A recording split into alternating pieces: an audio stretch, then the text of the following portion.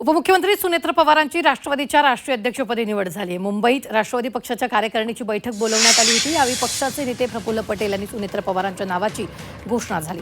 बैठकीतील सदस्यांनी हात वर करून सुनेत्र पवारांच्या नावाला सहमती दर्शवली। त्यामुळे अजित पवारांच्या मृत्यूनंतर त्यांची पत्नी सुनेत्र पवार या राष्ट्रवादीच्या राष्ट्रीय अध्यक्ष बनल्या। तर राष्ट्रवादीचे प्रदेशाध्यक्ष म्हणून सुनील तटकरे यांची पुन्हा निवड झाली आहे। दिलीप वळसे पाटील यांनी त्यांच्या नावाची घोषणा केली आहे।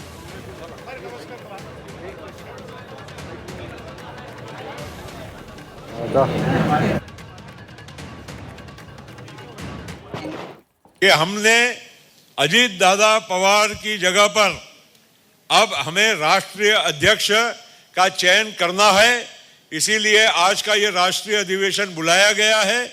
मैं अपने ओर से अजीत दादा का एक 35 साल से ज़्यादा पुराना एक साथी, भाई, मित्र होने के नाते और पार्टी का राष्ट्रीय कार्याध्यक्ष होने के नाते, इस पार्टी का संस्थापक एक सदस्य होने के नाते मैं अभी प्रस्तावित करना चाहूँगा कि श्रीमती सुनेत्रा अजीत दादा पवार इनको राष्ट्रीय अध्यक्ष हमारे राष्ट्रवादी कांग्रेस पार्टी का चुनकर देना चाहिए।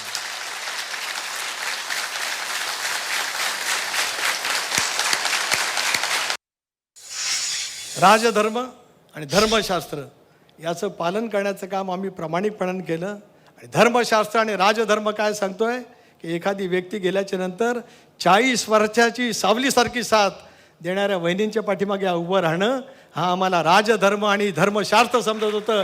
म्हणून वहिनींचं त्या ठिकाणी उपमुख्यमंत्रीकडून पक्षाचा नेता म्हणून निवड करण्याचा निर्णय घेतला। भले तर आम्ही टीकेचे धनी झाले असू, परवा त्याची नाही।